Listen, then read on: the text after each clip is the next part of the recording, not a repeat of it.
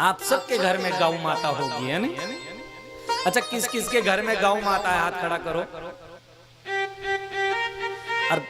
और भैंस किस किस के घर में? हाथ खड़ा करो। जिनके घर में भैंस है वो गौ माता जरूर रखे।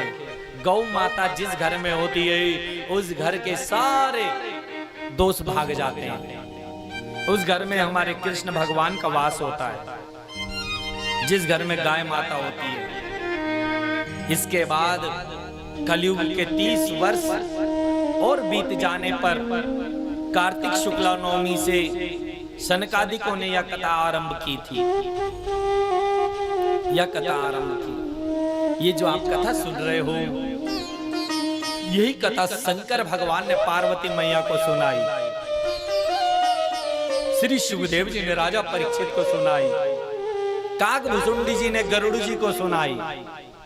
यही तो 18 पुराणों का निचोड़ है। जब जब धर्म की हानि होती है तब हमारे भगवान इस धरती पर अवतरित होते हैं। जब जब हमारे धर्मों की हानि होती है, जब जब आप कोई शुभ कर्म कर रहे होंगे ना कोई उस शुभ कार्य में विघ्न डालने आ जाते हैं। नहीं? इसलिए सज्जनों, कृष्ण भगवान को जितने भी असुर भेजे थे ना कंस ने परेशान करने के, राम जी परेशान हुए इन असुरों से, लेकिन इनका उद्धार किया, संहार किया, मारा इनको।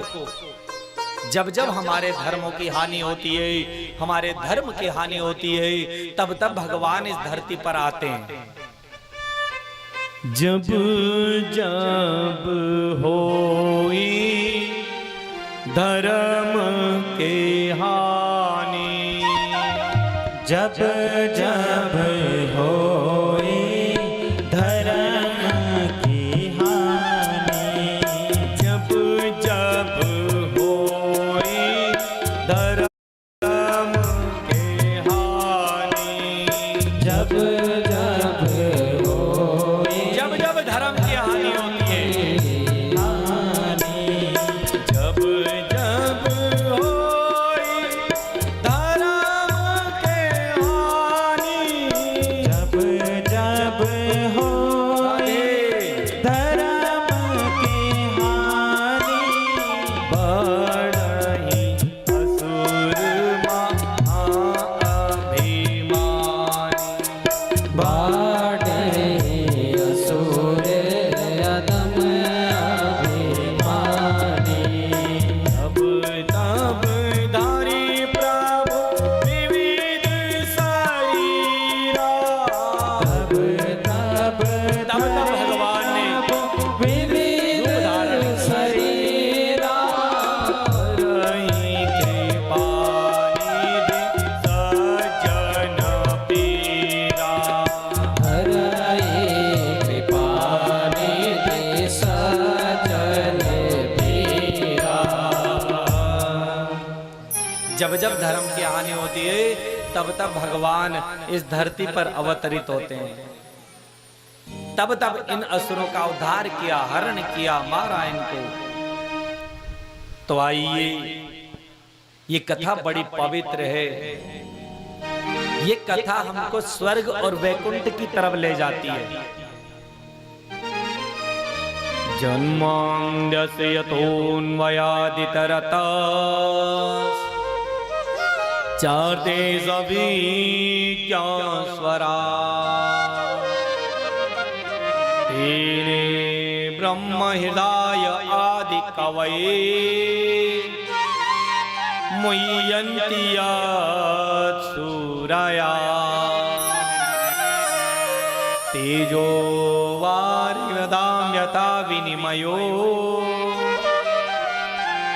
यत्र त्रिसर्गो मृषा, धाम्ना स्वेन सदा निरस्तकुहकं सत्यं परं धीमहि। जो ब्रह्म है त्रिकाल में एक रस सत्य रूप से प्रतीत होता है। माया के तीनों गुण, सत्व गुण, तमो गुण, रजो गुण, अथवा सत्य को प्रतीत होता है। सर्प को रस्सी समझ लेना और रस्सी को सर्प, ये वेद रूपी फल है। ये वेद रूपी फल को श्रीमद् भागवत महापुराण ज्ञान ग्रंथ नारद जी ने व्यास जी को दिया, मुझको दिया, और फिर मैंने अपने पुत्र श्री शुकदेव को दिया। ये संपूर्ण पृथ्वी पर फैल गया, छिटक गया। ये एक गला हुआ फल है जो श्रीमद् भागवत है। इसमें ना गुटली है ना छिलका है, केवल रस ही रस भरा हुआ है। निगम कल्पतरोर गलितम फलम। सज्जनों, ये एक गला हुआ फल है।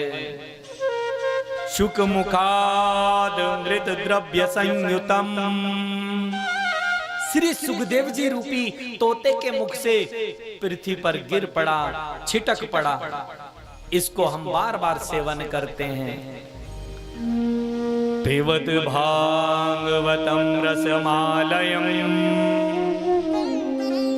इस भागवत को पियो, मतलब इसको अंदर बैठाओ। पिबत भागवतम रसमालयम। मुहुरहो रसिका भुवि भावुका।